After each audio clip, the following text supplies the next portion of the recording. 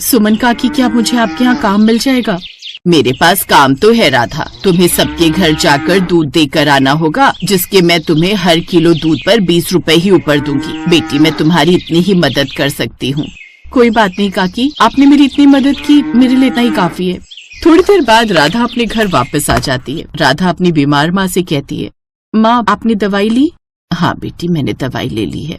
माँ, कल से मुझे काम पर जाना है और सबके घर पर दूध देकर आना है। चलो अच्छा हुआ, तुम्हें कोई काम तो मिल गया।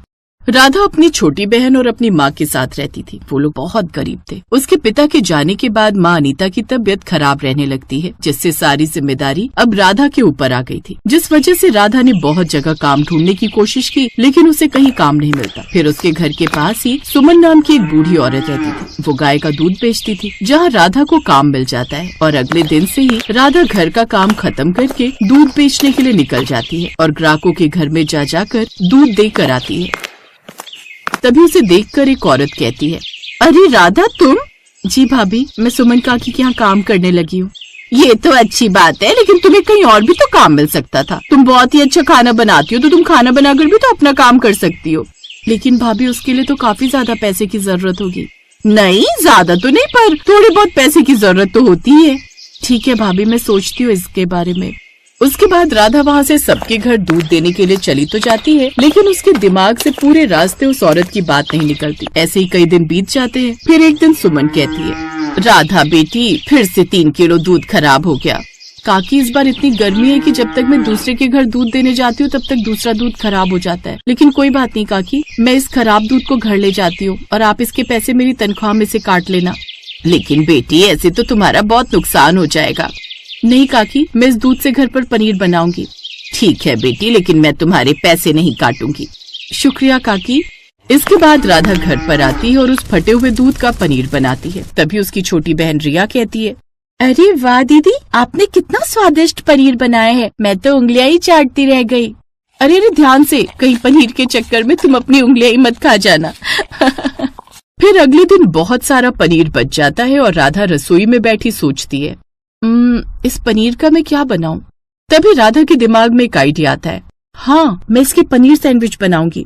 उसके बाद राधा सैंडविच बनाती है और सबको देती है। अरे बेटी, ये पनीर सैंडविच तो तुमने बहुत ही बढ़िया बनाया है। सच में दीदी, मैं तो अब बस हर रोज पनीर सैंडविच ही खाऊंगी। ऐसे ही कुछ दिन गुजर जाते हैं। एक दिन उसकी माँ कहती है, बेटी, मेरी दवाई खत्म हो गई है। ठीक है माँ, मैं आज शाम को आते टाइम आपकी दवाई ले आऊंगी। फिर राधा काम पर चली जाती है और शाम को आते वक्त मेडिकल स्टोर पर जाती है। तभी दुकानदार कहता है, देखो राधा, अभी तुमने पिछला हिसाब भी नहीं किया, इसीलिए मैं तुम्हें और उधार नहीं दे सकता। भैया, मेरी माँ की तबीयत बहुत खराब है, आप इस बार मेरी मदद कर दीजिए, मैं बहुत जल्दी आपका सारा हिसाब कर दूंगी। राधा के ऐसा कहने पर स्टोर वाला उसको दवाई दे देता है और वो दवाई लेकर घर आ जाती है। वो जाकर अपनी माँ को दवाई दे देती है। दीदी, बहुत तेज भूख लग रही है, पनीर के सैंडविच बना दो ना। राधा अपनी बहन के लिए सैंडविच बनाती है। इस तरह जब भी दूध खराब हो जाता था, राधा उसको घर लाकर पनीर बना लेती थी, जिसे राधा पनीर की अलग अलग डिश बनाना सीखती थी। फिर कुछ दिन के बाद राधा के दिमाग में एक आइडिया आता है और अपनी माँ से उसके बारे में बात कर रही थी। हाँ बेटी, ये तो बहुत अच्छा आइडिया है, मुझे भी लगता है तुम्हारा ये काम बहुत अच्छा चलेगा। हाँ माँ, मुझे एक बार एक औरत ने बताया था कि मैं कुछ खाना बनाकर बेच सकती हूँ और वैसे भी इतना सारा पनीर भी बच जाता है, मैं इसी से अपना छोटा सा काम शुरू कर सकती हूँ। फिर अगले दिन राधा ये बात सुमन काकी को बताती है। राधा बेटी, ये तो बहुत अच्छी बात है, अब बस तुम खूब अपना मन लगाकर काम करना। फिर राधा सुमन से ज्यादा दूध लेकर चली जाती है और उसका पनीर बनाती है। माँ, मैंने पनीर सैंडविच की सारी सामग्री तो इकट्ठी कर ली, लेकिन मैं ठेला कहाँ से लगाऊंगी, क्योंकि हमारे पास तो ठेला खरीदने के पैसे ही नहीं है। तभी अनीता उसको एक सुझाव देती है। बेटी, तुम एक काम करो, घर से सारा सामान बनाकर एक टोकरे में रखकर गली गली घूमकर बेच सकती हो। अगले दिन से राधा दूध के साथ पनीर सैंडविच भी बनाकर टोकरे में रख कर ले जाती है। फिर उन्हें गली गली में जाकर बेचने लगती है। लेकिन शुरू में तो कोई भी उसके सैंडविच नहीं लेता था, क्योंकि वो घर से बनाकर लाने में ठंडे हो जाते थे। फिर उसने फ्री में लोगों को सैंडविच खिलाना शुरू कर दिया था। जब लोगों ने फ्री के लालच में वो सैंडविच खाए तो उसके ठंडे पनीर सैंडविच भी लोगों को अच्छे लगते थे। इस तरह अब सब राधा से सैंडविच खरीदने लगते हैं। ऐसे कुछ दिन गुजर जाते हैं और राधा कुछ पैसे जोड़कर एक ठेला खरीद लेती है, जिस पर गर्मा गर्म सैंडविच बेचने लगती है। सैंडविच ले लो, सैंडविच, गरम गरम पनीर वाले सैंडविच, वो भी ताजा ताजा सैंडविच। राधा की आवाज सुनकर उसके पास एक ग्राहक आता है। बहन जी, एक पनीर सैंडविच देना। जब वो ग्राहक को सैंडविच बनाकर देती है, उसको खाकर वो राधा के सैंडविच की बहुत तारीफ करता है। बहन जी, ये तो बहुत ही स्वादिष्ट है, सच में इसको खाकर तो मजा आ गया।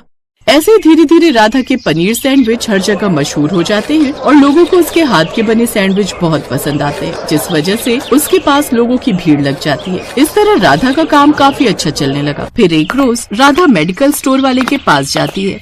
भैया, आज मैं आपका सारा हिसाब चुकाने आई हूँ, आप मुझे बता दीजिए आपके कितने पैसे हैं। स्टोर वाला राधा को हिसाब जोड़कर बता देता है और वो उसके पैसे दे देती है। तभी स्टोर वाला कहता है, ये चमत्कार कैसे हुआ राधा बेटी? राधा सारी बात उसको बताकर अपनी माँ की दवाई लेकर घर वापस आ जाती है। तभी उससे अनीता कहती है, बेटी कमाल हो गया, भगवान का लाख लाख शुक्र है, अब सब कुछ हमारी जिंदगी में अच्छा चल रहा है। हाँ माँ, इसमें सुमन काकी ने भी हमारी बहुत मदद की है। फिर शाम को राधा सुमन के पास जाती है। काकी, लीजिए आपके पनीर के पैसे। मैं तुमसे कोई पैसे नहीं लूंगी बेटी। लेकिन क्यों काकी, आपने हमेशा मेरी इतनी मदद की है, कभी मेरी पगार से पैसे नहीं काटे, हमेशा मुझे ज्यादा दूध दिया, जिसकी वजह से आज मेरा काम बहुत अच्छा चल रहा है। कोई बात नहीं बेटी, मैं तुम्हारे बुरे वक्त में काम आ सकी, यही मेरे लिए बहुत बड़ी बात है। इस तरह राधा हर रोज सुमन के घर से दूध उठाकर ग्राहकों को बेचने जाया करती थी, पर अब वो उससे पैसे नहीं लेती थी और फिर शाम को वो अपने पनीर सैंडविच बनाकर बेचा करती थी और उसका काम अब बहुत अच्छा चल रहा था, जिस वजह से राधा अपनी माँ का भी इलाज अच्छे से करवा रही थी और अपनी बहन रिया का भी एडमिशन एक अच्छे स्कूल में करा देती है। अब उनको खाने के लिए नहीं सोचना पड़ता था और पैसों को लेकर न ही अब उनके जीवन में कोई समस्या आती है, जिससे उनका जीवन अब खुशी खुशी बीतने लगा।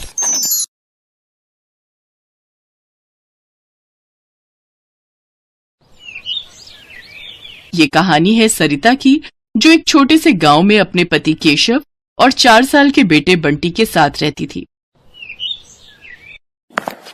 अरे सुनती हो? अरे कहाँ हो? जी आई। क्या हुआ जी, बड़े खुश लग रहे हो? अरे बात खुशी की ही है, अपने सरपंच जी के बेटे का लगन होने वाला है, हमें भी न्योता दिया है उन्होंने, तो तैयार रहना। अरे वाह, पर इतने बड़े घर की शादी है तो थोड़ा ठीक से चलना होगा ना। हाँ वो तो है, वहाँ शहर के भी बड़े बड़े लोग आएंगे। और खाने के लिए भी बहुत कुछ होगा वहाँ। चलो, अपना बंटी बड़ा खुश हो जाएगा। हाँ सही कहा। सरिता गांव के सरपंच रामलाल के बेटे की शादी को लेकर बहुत उतावली थी। कुछ दिनों बाद शादी का दिन भी आ गया। केशव सरिता और बंटी को लेकर शादी में पहुंचा। पंडाल में एक से बढ़कर एक लजीज व्यंजन सजे हुए थे, मगर सरिता और केशव की नजर बस पालक पनीर के बर्तन पर ही अटकी हुई थी। जब खाने की शुरुआत हुई तो दोनों ने भरपेट पालक पनीर खाया और छोटे बंटी ने भी पहली बार पालक पनीर का स्वाद चखा। असल में केशव की माली हालत बहुत खराब थी, तो घर में 2 वक्त हर किसी को पेट भर खाना मिल जाए, यही एक बड़ी चुनौती थी। ऐसे में ये दावत उनके लिए किसी सौगात से कम नहीं थी। तीनों ने शादी की दावत अच्छे से खाई और फिर अगले दिन, माँ मुझे वो खाना है। क्या बेटा, क्या खाना है मेरे बच्चे को? वही जो हमने कल खाया था, हरा हरा सा, जिसमें वो सफेद सफेद डब्बे थे। अच्छा वो, अरे मेरे प्यारे लल्ला, उसे पालक पनीर कहते हैं। हाँ माँ, वही पागल पनीर। अरे मेरा लल्ला, ठीक है, मैं अपने लल्ला के लिए बना दूंगी पागल पनीर। ठीक है माँ। हंसी हंसी में सरिता ने बंटी से पालक पनीर बनाने का वादा तो कर दिया, लेकिन वो खुद नहीं जानती थी कि वो ये करेगी कैसे। केशव एक छोटा किसान था। जब उसकी फसल बिकती थी तभी थोड़े बहुत पैसों का इंतजाम हो पाता था और उन्हीं पैसों में अगली फसल तक का खर्चा चलाना होता था।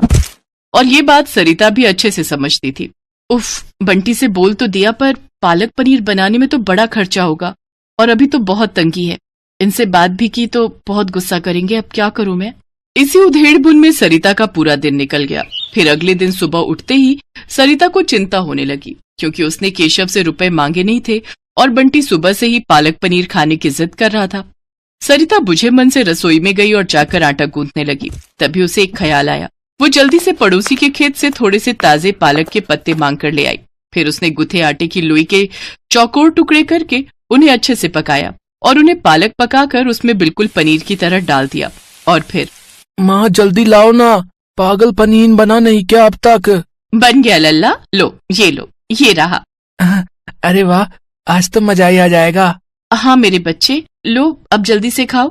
मासूम बंटी बिना कुछ समझे बूझे खाता गया, मगर सरिता अंदर से बहुत दुखी थी क्योंकि वो तो सच जानती थी।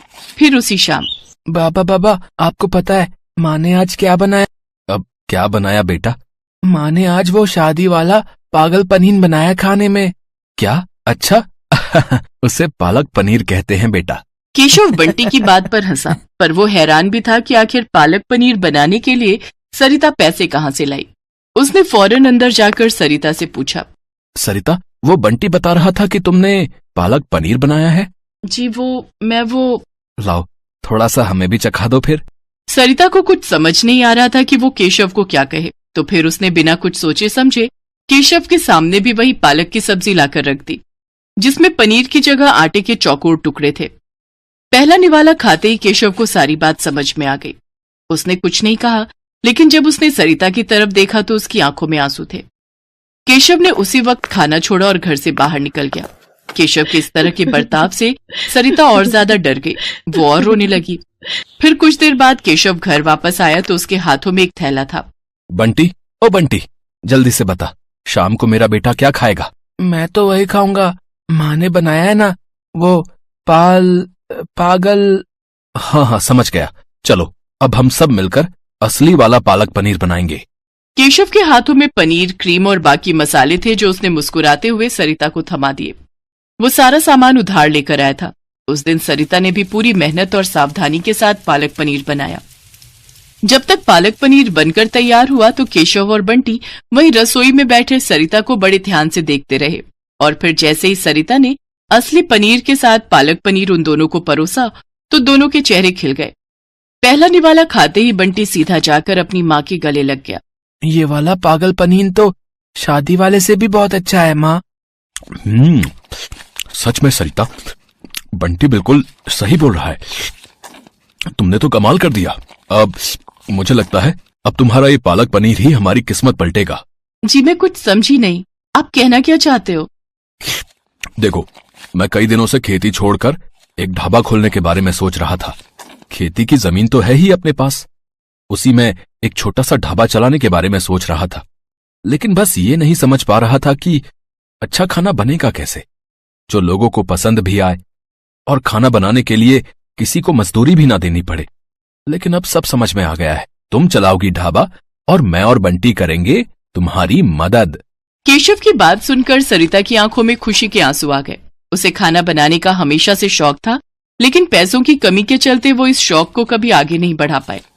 लेकिन अब उसका ये शौक उनकी कमाई का जरिया बनने वाला था, तो सरिता भी पूरी तरह से तैयार थी। अगले ही दिन से केशव ने बांस बल्लियों की मदद से ढाबा बनाना शुरू कर दिया, और पूरे एक हफ्ते की मेहनत के बाद सरिता का पालक पनीर ढाबा बनकर तैयार हो गया।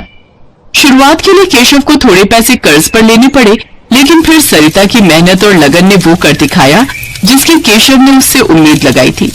यूं तो सरिता ढाबे के लिए खाने के लिए कई चीजें बनाती थी, लेकिन उसका बनाया पालक पनीर ही सबसे ज्यादा लोगों के सिर चढ़कर बोल रहा था। भाई वाह, मजा ही आ गया भाई। भैया, पालक पनीर में इससे पहले ऐसा स्वाद नहीं आया, बता रहे। गजब बना भैया, गजब, कसम से। किसने बनाया वैसे? कोई खास कारीगर है क्या आपके पास? है? जी हाँ, है ना। और वही इस ढाबे की असली मालकिन भी है। वो मेरी पत्नी सरिता, उसी ने बनाया है सब कुछ। अरे वाह, ये तो बहुत बढ़िया बात है भैया। तो फिर ठीक है, देखो भैया, अगले महीने मेरे घर में दावत है, तो दावत के खाने का पूरा ऑर्डर आपका है। बस इतना बताओ कि एडवांस कितना देना है। अरे आपका बहुत बहुत शुक्रिया साहब, लेकिन खाने में क्या क्या बनाना है पहले ये तो बताइए। भाई अपनी तो एक ही डिमांड है, बिल्कुल ऐसा ही पालक पनीर है, बाकी सब आप देख लेना। करीब 250 लोगों की दावत है। और हाँ, एक बात और, ये दावत निपटा लो, फिर एक काम और है आपसे। जी वो क्या? मेरा बेटा इंटरनेट पर हुनरमंद लोगों की वीडियोस बनाकर डालता है। हाँ, और मुझे पूरा विश्वास है कि आपका ढाबे का वीडियो इंटरनेट पर धमाल मचा देगा।